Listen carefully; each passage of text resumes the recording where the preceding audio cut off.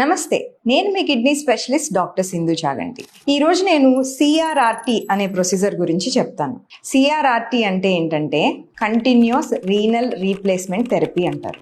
అంటే ఏంటంటే ఇది ఒక డయాలసిస్లో హీమోడయాలసిస్లో ఒక ఫామ్ అనమాట. జనరల్గా దీన్ని అడ్వాన్స్డ్ సెట్టింగ్స్లో ఐసీయూ సెట్టింగ్స్లో చేస్తాము.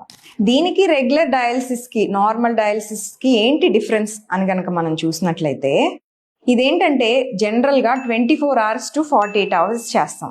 అన్లైక్ రెగ్యులర్ డయాలసిస్ అదేంటంటే 4 to 6 hours చేస్తాం.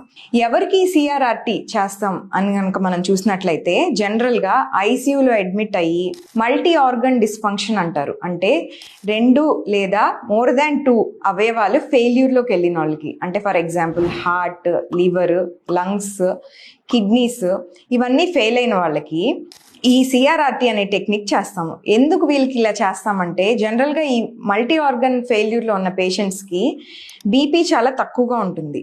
అంటే 2 నుంచి 3 ఇంజెక్షన్స్ వెళ్తే తప్ప ఈ బీపీ నిలపటం కూడా కష్టం అవుతుంది.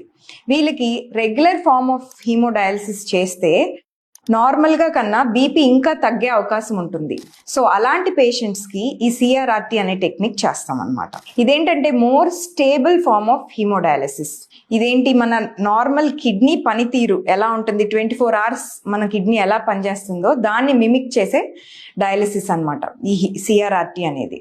సో మన పెద్దేశ్వర్ హెల్త్ కేర్ సెంటర్లో ఈ సిఆర్ఆర్టీ అనే ఫెసిలిటీ అవైలబుల్గా ఉంది.